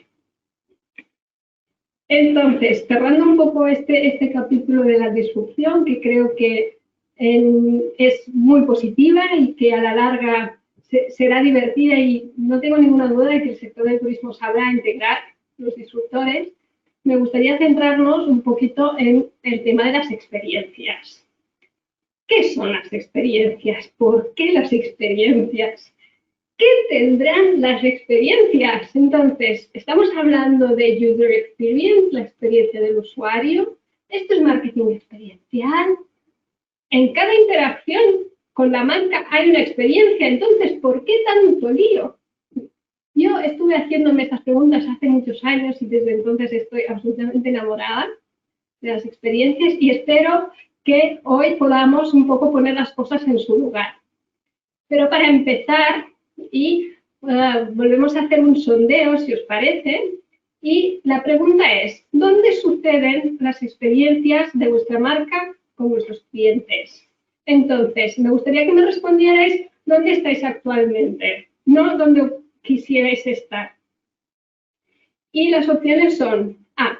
Las experiencias suceden dentro del negocio, es decir, cuando vienen a mi hotel, a mi restaurante, a mi transporte, a mi feria, es donde sucede la experiencia. D. La experiencia sucede a través de todos los canales de comunicación, es decir, cada vez que el cliente contacta con mi marca hay una experiencia y todo es esta experiencia omnicanal, ojalá. C. La experiencia sucede dentro de mis clientes. Y esta es una parte de las experiencias que me gustará comentar más tarde, porque ¿cómo la controlamos entonces? Y finalmente la D, todas las anteriores. Entonces me gustaría saber un poco dónde se sienten ustedes que están, dónde están las experiencias, un poco para ir hablando esto de la experiencia que es. Ya tenemos, Sashka, ya superamos el 66%, vamos por el 70% de los votantes, o sea que creo que esto ya es tendencia, como se dice en los procesos de votación de urnas, 63% dentro del negocio, 11% a través de todos los canales, 0% dentro de mis clientes, 26% todas las anteriores. Ok, pues creo que con esto hemos tomado la temperatura, ¿no? Y obviamente la respuesta A es como la más fácil, es donde nosotros estamos controlando la experiencia y donde nosotros estamos recreando, ¿no?, un espacio. Cuando viene nuestro cliente, pues realmente empieza la experiencia allí, pero justamente acabamos de ver que lo que está disruptado es el espacio, ¿no? Entonces, creo que la respuesta de a través de todos los canales debemos empezar a utilizar los otros canales para ir acercando esa experiencia a otras modalidades. Y todas las anteriores creo que también ha tenido bastantes respuestas y creo que es la respuesta que quisiéramos tener todos y ojalá todos pudiéramos estar allí. Y me gusta porque incluye el tema de dentro de mis clientes. Porque en el fondo, cuando hablamos de experiencia que necesita ese sujeto, ¿no?, necesita alguien que la viva, pues está sucediendo justamente dentro de los clientes. Es decir, que al final nosotros podemos hacer por fuera, diseñar cosas, diseñar espacios, diseñar actividades, pero al final el que vive la experiencia es cada uno. Y de hecho, en esta realidad de que hay una parte de la experiencia bastante importante que sucede dentro de nuestros clientes, es donde reside la mayor dificultad de jugar con las experiencias. Fijaros, si yo lo que vendo son productos, yo tengo un control absoluto sobre mi producto, yo tengo un control de calidad, va la cinta pasando y yo puedo descartar aquellos productos, aquellos yogures que no cumplan con los máximos de calidad. Si yo tengo servicios, aquí ya entran muchas personas y yo tengo que darle una formación, unos protocolos, unos estándares de cómo se realiza este servicio, pero si lo hago suficientemente bien y todo y que implique personas, pero que son personas que están trabajando conmigo, es muy probable que yo pueda dar un servicio también perfecto, ¿no?, y controlado. Sin embargo, cuando se trata de las experiencias, la experiencia de repente está sucediendo en un plano mucho más cercano al cliente y depende muchísimo más de qué va a hacer el cliente. Entonces es más difícil de controlar porque el cliente le puede parecer bien o mal unos temas y puede tener unas connotaciones que yo desconozco. Podemos hablar incluso de alergias, por ejemplo, en un restaurante, ¿no? Entonces dependo muchísimo del cliente y el nivel de exigencia va subiendo y es más difícil. Esto también es la razón de por qué no estamos todos haciendo experiencias, porque es muy difícil, porque requiere mucha exigencia, porque requiere estar tan pendiente de los clientes que no todas las empresas pueden dedicarse a ello. Cuando estuve investigando sobre las experiencias, la información más esclarecedora que llegó a mí fue el libro Experience Economy de Joseph Pine, que no sé si lo conocerán, si lo conocen seguro que comparten mi opinión y si no, os lo recomiendo absolutamente y brevemente os voy a explicar cuál es su teoría y cómo me ha ayudado a mí a entender la importancia que tienen las experiencias. Entonces, él escribió esto en 1999, cuando nadie le hizo caso, o muy pocos, y ahora mismo ese libro se ha reeditado, ha salido de nuevo a la venta, una edición revisada, evidentemente, con todo el tema digital, en el 2020, y ahora sí que es de rabiosa actualidad. Pero ya entonces, Joseph Pine lo que decía es que nos estamos moviendo y la economía tiene toda una serie de avances y unas tendencias naturales y va cambiando de propuestas de valor según que son las más valoradas por los clientes en cada etapa. Entonces, había una economía de materias primas que evolucionó a una economía de productos en el momento de la industrialización y que ahora mismo estamos viviendo en una economía de servicios que la mayoría de las empresas se dedican a prestar servicios a otros, pero que hay otra economía que es la que viene y que estamos tocando ya, que sería la economía de las experiencias, que son diferentes a los servicios. Y aquí reside un poco su gran aportación, en esa gran diferencia. Os lo voy a explicar más fácil con un ejemplo que él también utiliza y creo que lo ilustra bastante bien. En la economía de materias primas estaríamos hablando de que un pastel de cumpleaños, para hacerlo, la abuela del señor Pine iba al mercado y compraba todos los productos, todas las materias primas para hacer un bizcocho, los huevos, la harina, el azúcar, y hacía un bizcocho y eso era el cumpleaños y todo podía costarle $1, $2 a lo sumo. Era la época de las materias primas. Con la industrialización y la economía de los productos, la madre de Joseph Pine ya podía comprar una caja en la que ponía que aquello era un brownie, donde todo ya estaba preparado, que solamente tenías que añadir agua y aquello ya se convertía en un brownie y era un producto prefabricado, absolutamente adorado por los niños en aquella época, cuando ya el bizcocho de la abuela pues se convertía en una commodity, en algo de siempre, que aburrido, y esto era lo nuevo y lo más maravilloso que había. Pero si seguíamos avanzando en una economía de servicios, ya no tienes que hacer nada. En una economía de servicios los clientes están así. En una economía de los servicios los clientes no realizan el servicio. Una empresa o una marca realiza el servicio por ellos. Realiza el trabajo por ellos, es decir, alguien más hace el pastel, te lo trae a casa, te lo customiza, te lo personaliza, felicidades María y perfecto. Claro, hemos pasado de pagar $3 que podían costar los brownies en un supermercado a unos 20, $30 que cuesta un pastel de pastelería que te ha hecho el servicio incluso de personalización y de traértelo a casa. Y el siguiente nivel es, bueno, pues ahora ya el pastel y el servicio de hacerlo, todo esto son cosas secundarias que pueden ir incluidas solo en el precio, pero yo lo que te ofrezco es una experiencia de cumpleaños, yo te ofrezco una fiesta de cumpleaños que puede costar ya cientos, miles de euros. El ejemplo que os pongo aquí es el ejemplo de fiesta de cumpleaños dentro del acuario. Aprovechando que el acuario cierra los domingos, pues puedes organizar tu fiesta de cumpleaños dentro del acuario con tus amiguitos, pasar la noche durmiendo con los tiburones y bueno, pues ya os podéis imaginar los precios y el valor que está captando esto. Entonces, la diferencia entre lo que es un servicio y lo que es una experiencia, según Joseph Pine, es que el servicio es un tiempo bien ahorrado, es decir, yo no voy a hacer las cosas, alguien las va a hacer por mí, y en cambio la experiencia es un tiempo bien invertido, es decir, yo voy a vivir la experiencia porque la experiencia ya es genial, yo cliente, yo sujeto. Y este gráfico lo que nos pone en el contexto de que lo que más desean los clientes y lo que más valoran y lo que más dispuestos están a pagar es por las experiencias y que cada vez que subimos todos los demás ofertas se convierten cada vez más en commodities y van perdiendo valor y van bajando de precios y acercándose incluso a precios low cost, precios cero.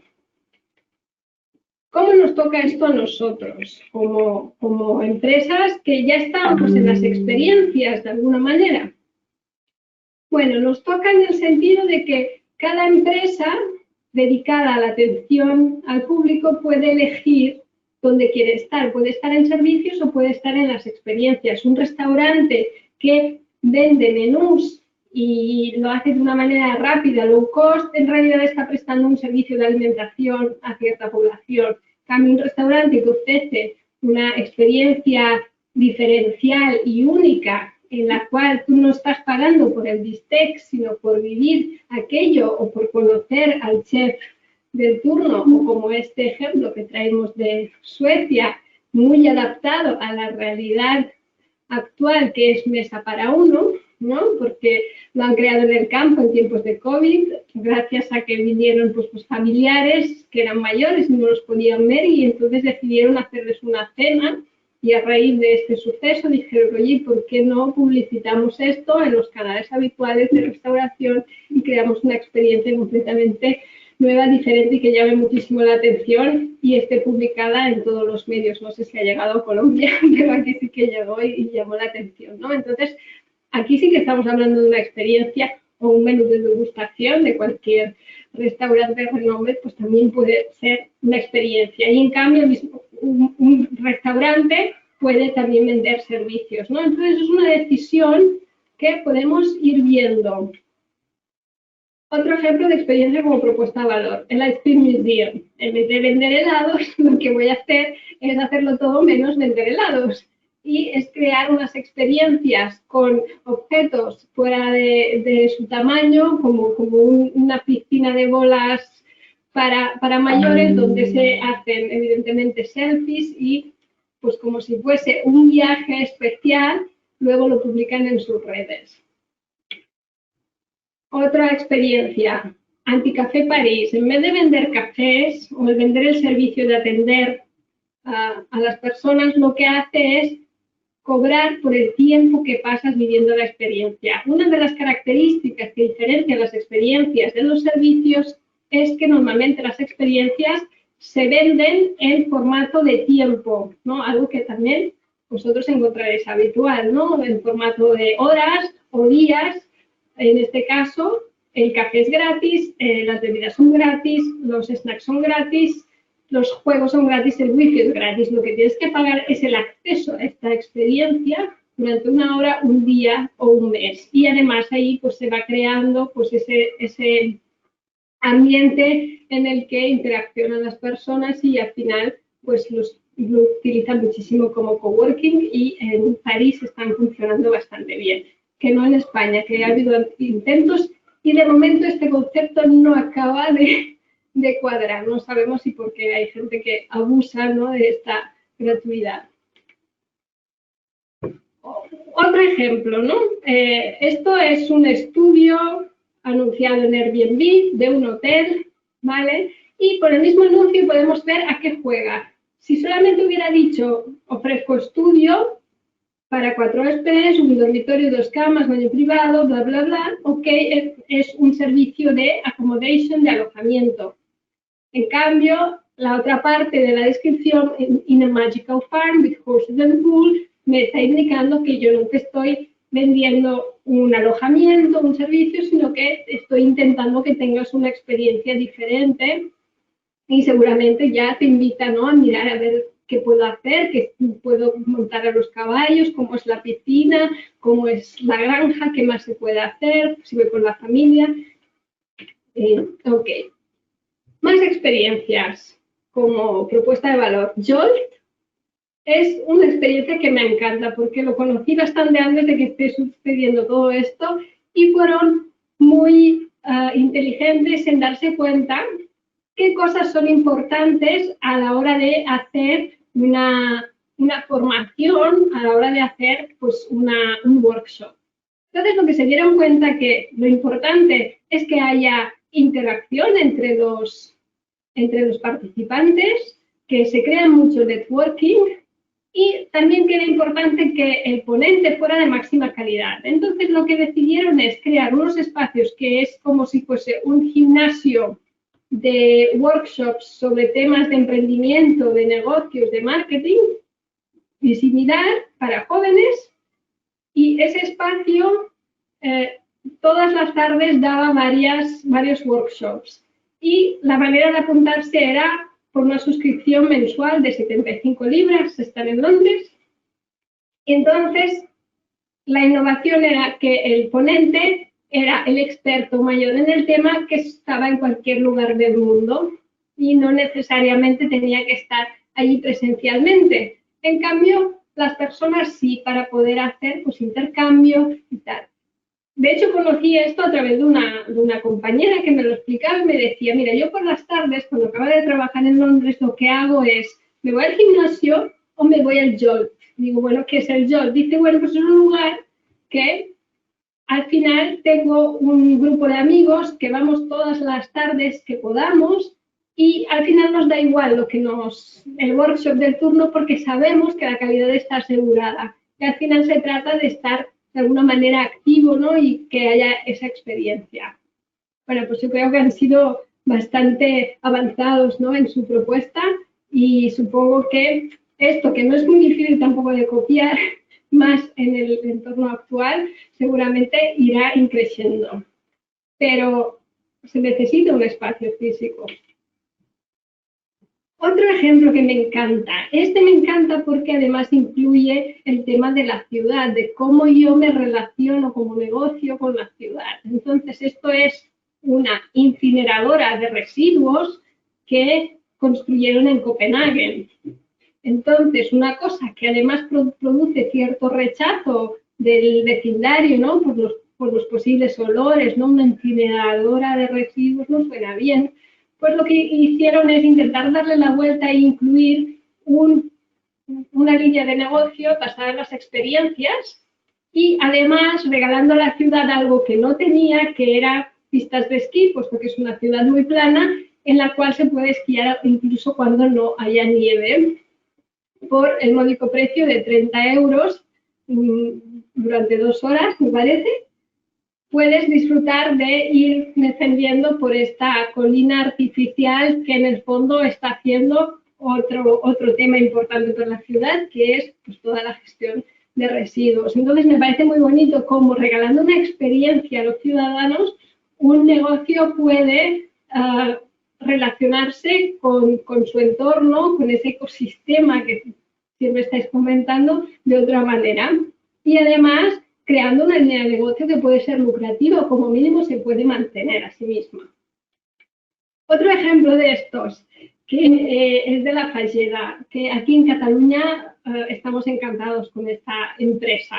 Es una empresa que nace como un proyecto social. Es una empresa que produce lácteos y postres, sobre todo yogures. Es la segunda empresa de yogures de la región. De hecho, son los yogures premium que ponen al lado de los Danone, que son los de siempre.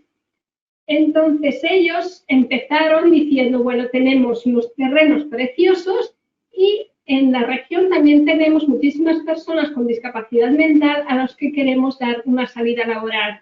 Y a raíz de eso decidieron que iban a crear unas granjas de lácteos, iban a hacer unas vacas y crear pues toda esta industria y crear una fábrica de yogures, básicamente, empleando a casi 250 personas con discapacidad mental. Incluso parte de estas personas no están trabajando porque no son capaces de trabajar y también los acogen, incluso los alojan y les prestan actividades, ¿no? Entonces es un proyecto con una fortísima vertiente social.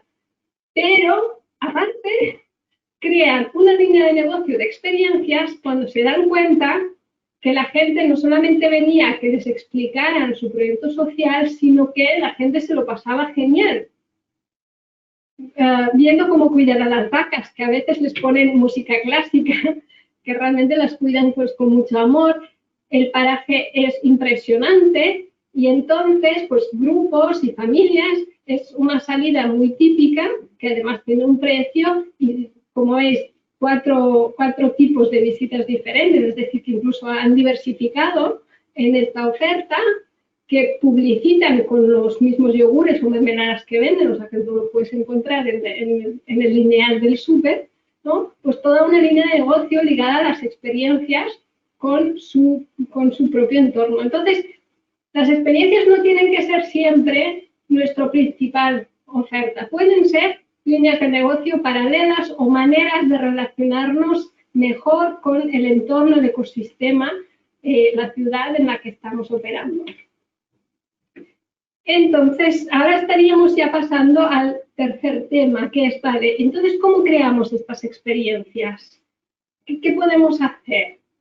Entonces, he puesto este ejemplo porque creo que es muy bueno, y esto es al lado del Parc Güell, creado por Antoni Gaudí, aquí en Barcelona, igual que otros muchos monumentos, pero al lado del parque lo que han creado es una experiencia, Gaudí Experiencia. Entonces ellos lo que han hecho es sumar a lo que ya es una experiencia de visita a lo que es el parque, le voy a añadir otra experiencia que es viendo en 4D pues una manera diferente de disfrutar no solamente de esta obra de Gaudí, sino de sus diferentes obras, con maquetas en exclusiva, con diferentes pantallas, juegos y actividades para niños para completar la experiencia que es pues, de visitar el parque.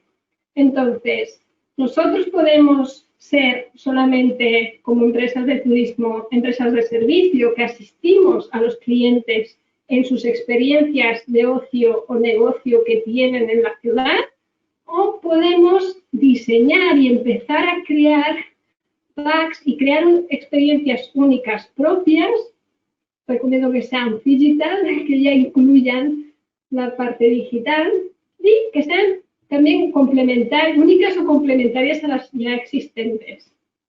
Entonces, es también una manera de que proactivamente digamos no, pero no solamente que vea el paisaje o que vea Barranquilla, ¿no? que vea la ciudad, que eso es gratis, sino vamos a ver cómo podemos paquetizar, intervenir estas experiencias y crear nosotros nuestras propias experiencias para estar captando valor y también entregando valor a los clientes que muchas veces, pues esto, no solamente quieren hacer las cosas libremente, sino que les hagamos otras propuestas.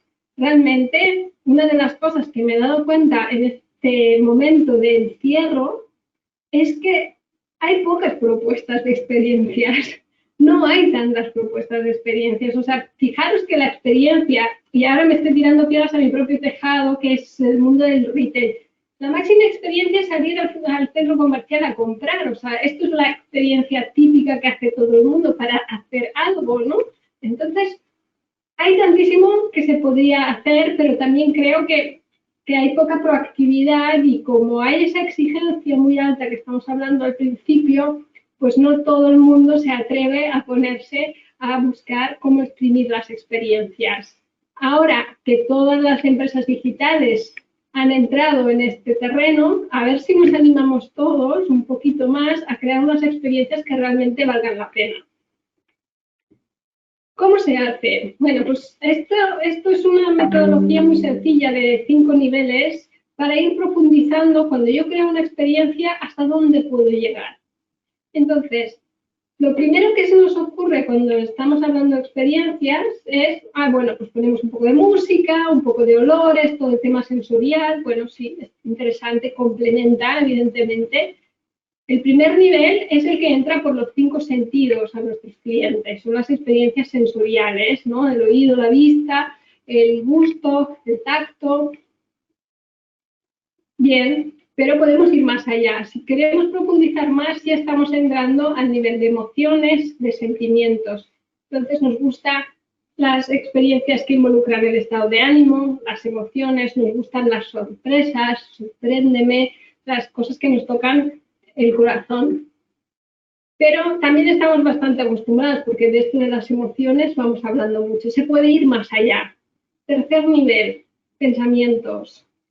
Las experiencias que invitan a reflexionar, las experiencias que representan un reto intelectual, que van un poquito más allá, que tienen mensaje, que tienen propósito, son las que han llegado a un nivel más profundo. Y luego ya el cuarto y el quinto nivel, que son los que me encantan, son, bueno, pues experiencias que implican que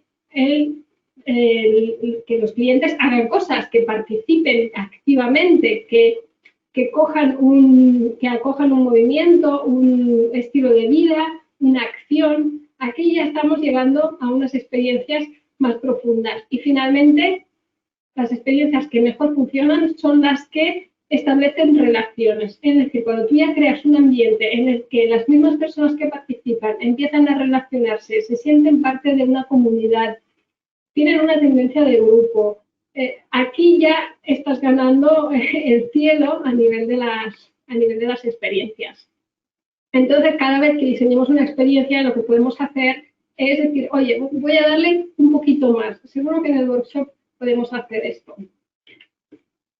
Un ejemplo, Mezcladís, y también con un gran componente social. Parece que me llama esto a mí la atención. Bueno, Mezcladís es un restaurante, pero no es un restaurante porque en realidad es una asociación que lo que pretende es que haya cohesión social en Barcelona, que lucha por la inclusividad y por dar oportunidades a las personas, sobre todo que vienen de entornos más desfavorecidos y inmigran a Barcelona.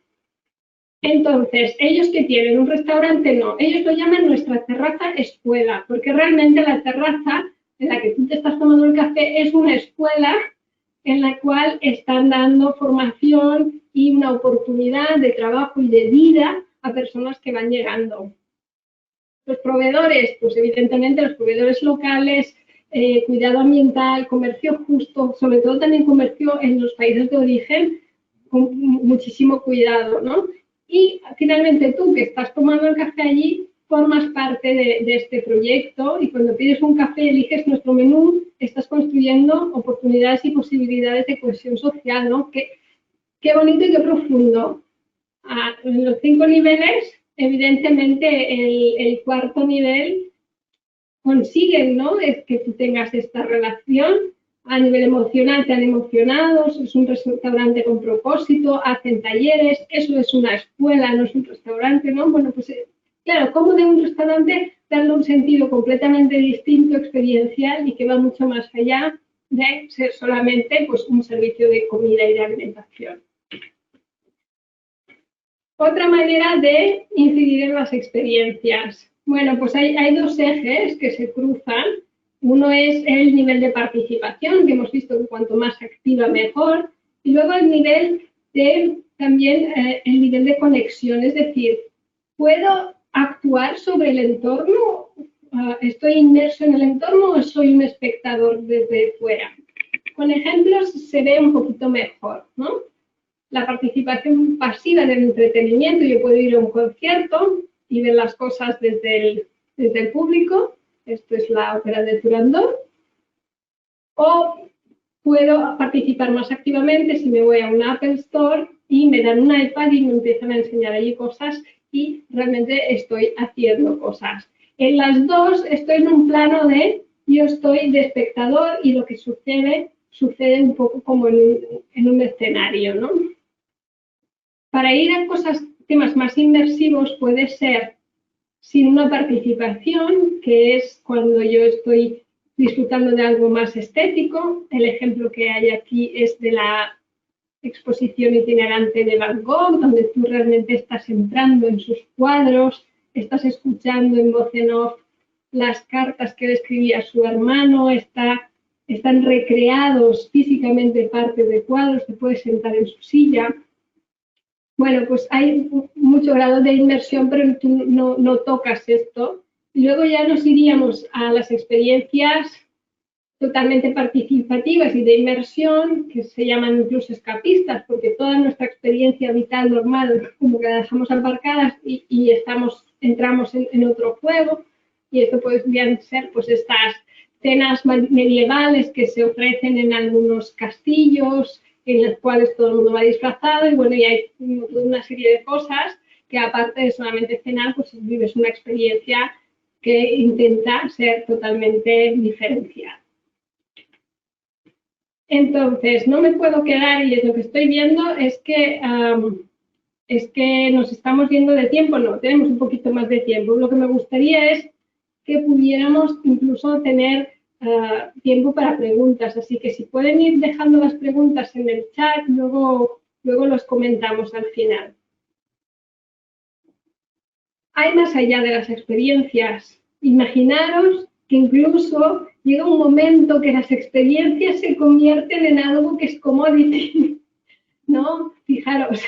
Entonces, las experiencias transformadoras serían este siguiente nivel, del cual también nos habla Joseph Pine, que por cierto me encantan, porque primero baja un poquito la exigencia tanto a pasárselo bien, ¿no? Las experiencias, la gente se lo quiere pasar bien y a la misma que no se lo está pasando bien, tienes unos reviews y unas opiniones que no sabes qué hacer con ellas, ¿no? En todas las redes sociales. ¿Y cómo lo controlas esto, no? Que la gente se lo pase bien, porque pasa ahí dentro la experiencia. Entonces, toda esa exigencia, cuando hablamos de transformación, se relaja un poquito, porque las transformaciones van más allá. Aparte del tiempo presente del cliente, ya se van al futuro. Las transformaciones prometen a los clientes que cuando tú pases por mi negocio, entrarás siendo de una manera y saldrás siendo transformado, saldrás siendo de otra manera.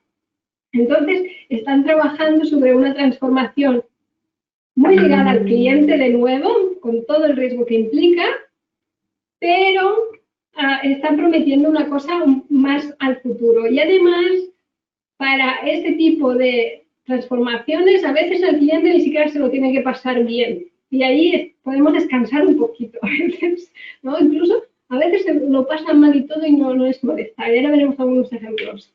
Bueno, una empresa que vive de la transformación, que es Peloton, que opera en Estados Unidos e Inglaterra, no sé si está en Latinoamérica, aquí tampoco ha llegado todavía, pero bueno, está teniendo muchísimo éxito y bueno, pues la entrada es adquirir esta máquina a través de la cual, como tiene pantalla, entras en todo un mundo de clases de spinning y te promete esa transformación de tu cuerpo en algo mucho más saludable, mucho más fuerte y bueno, pues los objetivos que te quieras poner, ¿no?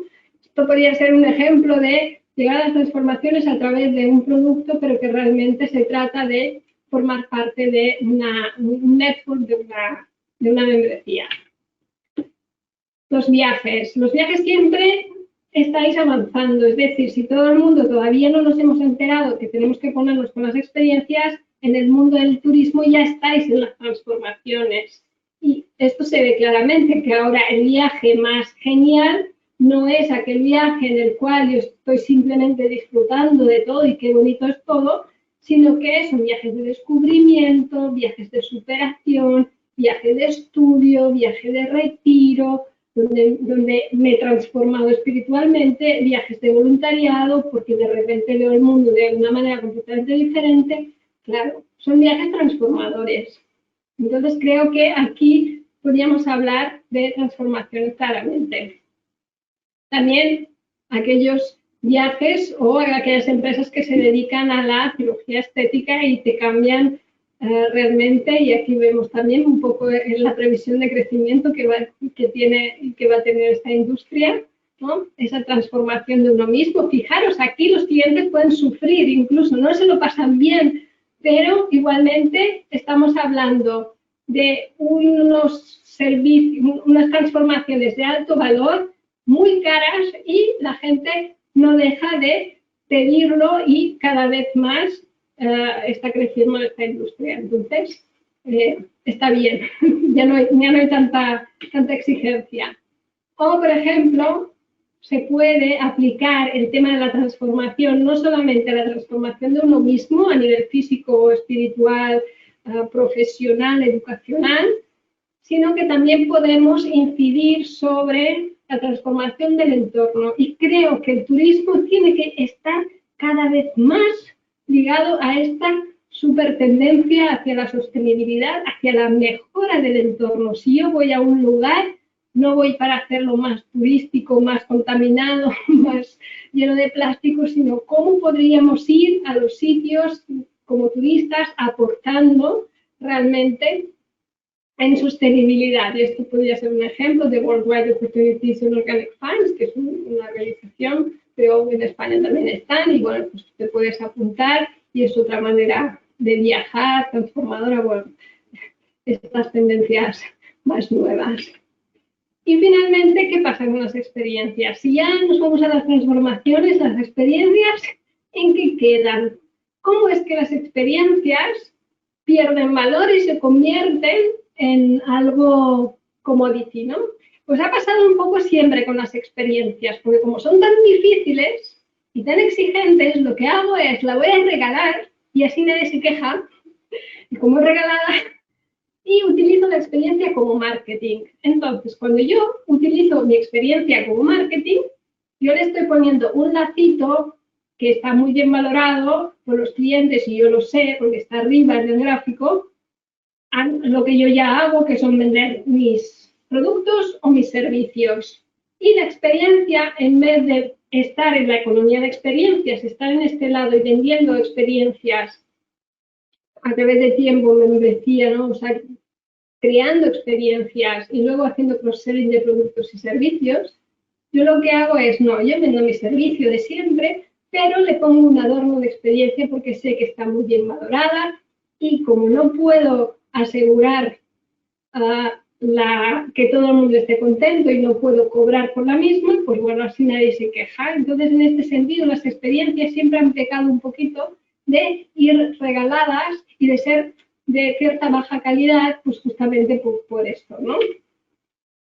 Pero podemos incidir mucho en ello, como Apple, ¿no? Y antes hemos visto, ellos lo que decidieron es quitar mitad de su tienda de vender productos, que es a lo que se dedican, quitarlo, no utilizar ese espacio, y poner en primer plano pues todo el tema de formación, de transformación, de experiencias como marketing, ponerlo en primer plano.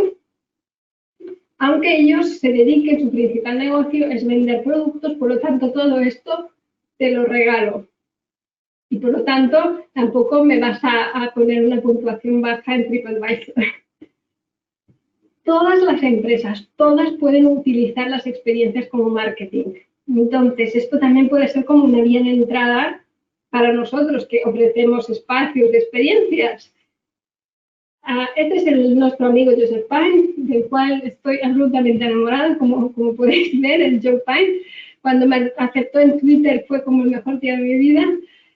Bueno, pues él pone el ejemplo de la empresa Tomahawk, que hace las excavadoras reales y grandes, y sus negocios B2B, business to business, las vende a otras empresas. Entonces dices, ¿qué sentido tiene poner unas experiencias con excavadoras? Bueno, pues lo hacen como parte de su proceso de venta, es marketing. Entonces han creado pues un parque de arena con excavadoras reales donde sus clientes pueden jugar, y han observado que las ventas incrementan un 80% cuando consiguen que el comprador venga a vivir esa experiencia.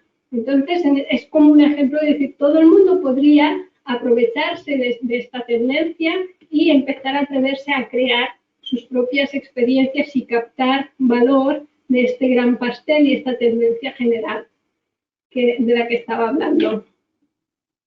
Finalmente, os pongo una foto de Pangea, que es una tienda totalmente experiencial, que además vende experiencias, pero que utiliza la tienda experiencial como marketing, ¿no? Y organiza estas charlas y encuentros gratuitos, diciendo el viaje empieza aquí, ¿no? Intentando acercarte lo de lejos para que ya puedas empezar a disfrutar.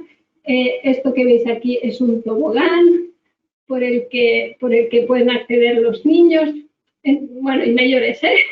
Entonces, bueno, pues es un buen ejemplo, ¿no? De que ellos juegan con la experiencia a diferentes niveles, y uno de los cuales, además os lo estaba comentando, es este espacio físico, que es utilizar la experiencia como marketing y regalar al cliente, incluso antes de que empiece a viajar, regalarle esta experiencia. Y para finalizar, si os parece, hacemos un último sondeo que, visto lo visto, lo que tenéis, lo que hemos visto ahora, ¿dónde ubicaríais vuestro actual negocio? Y aquí lo que os pido es que para responder no os fijéis en qué hago yo o cómo lo hago yo. Lo más importante es que os tenéis que fijar en cuál es el beneficio que obtiene vuestro cliente. Si vuestro cliente ahorra trabajo, tiempo y esfuerzos y le dais algo que necesita de manera más rápida, mejor, más conveniente, estáis ofreciendo un servicio. Si vuestro cliente disfruta de una vivencia memorable que le gusta explicar a todo el mundo, en la cual se deleita, estáis en la economía de experiencias. Si vuestro cliente ha cambiado gracias a vuestra propuesta, estáis en el negocio de la transformación. Ahora mismo vosotros estáis viviendo una transformación. Si vosotros iniciáis este viaje de programa con conexiones creativas y impulsa a Colombia y lo empezáis de una manera y seguís siendo iguales, no habréis aprovechado nada. Y yo sé que sí que lo estáis aprovechando muchísimo. Entonces, esto es un tema de transformación que estamos trabajando ahora mismo. Entonces, vuestro negocio, ¿a qué se dedica? ¿A los servicios? ¿A los servicios y utilizo experiencia como marketing? ¿A los servicios y a veces también hago algunas experiencias y las vendo como experiencias? Claramente ya estoy en las experiencias. O, oye, no, yo ya es que estoy en el mundo de las transformaciones y ofrezco a mis clientes unos resultados una vez han tenido su contacto conmigo, pues realmente les cambio la vida, les cambio el aspecto, les cambio emocional, psicológicamente. Ya llevamos el 50% de los asistentes han votado, el 17% opina que nuestro negocio es de servicios más experiencias. Como marketing, el 70% opina que nuestro negocio es de servicios y algunas experiencias. El 8% dice nuestro negocio son las experiencias y el 8%, ahora el 7%, dice nuestro negocio son las transformaciones. Tenemos ya más del 60% escrutado, como se diría en los procesos de votación convencional. Si quieres, esto parece ya ser tendencia, el 20% nuestro negocio es de servicios y experiencia como marketing, 63% nuestro negocio es de servicios y algunas experiencias, 13% nuestro negocio son las experiencias y 6% nuestro negocio son las transformaciones. Pues creo que esto ya tenemos suficientes datos como para decir que realmente estamos allí en los servicios y empezamos a ofrecer experiencias o parte de nuestro negocio tiene líneas que son experienciales en una mayoría, primero me dijiste un 70, ahora un 63, entonces, bueno, creo que es muy sincero, ¿no? Porque nos gustaría estar en las experiencias a todos, pero realmente en muchas ocasiones toda la industria del turismo realmente está en servicios y las experiencias suceden de manera gratuita y no estamos capturando este valor. Así que espero que a continuación, en los workshops que tengamos, empecemos a poner atención, ¿no?, en esta experiencia, en esa experiencia que sucede dentro de los clientes y ver qué cosas podemos crear juntos. Saskia, ha estado fenomenal la sesión, muchísimas gracias. Creo que además nos ha arrojado información que puede ser útil y que será útil seguramente para las sesiones que vienen contigo más adelante. Así que agradecerte un montón por tu disposición, tu tiempo y por todas estas cosas que nos compartes. Siempre aprendemos algo nuevo, así que muchísimas gracias por todo, por tu generosidad y por el tiempo. Saskia, gracias y a todos les deseamos un muy buen día.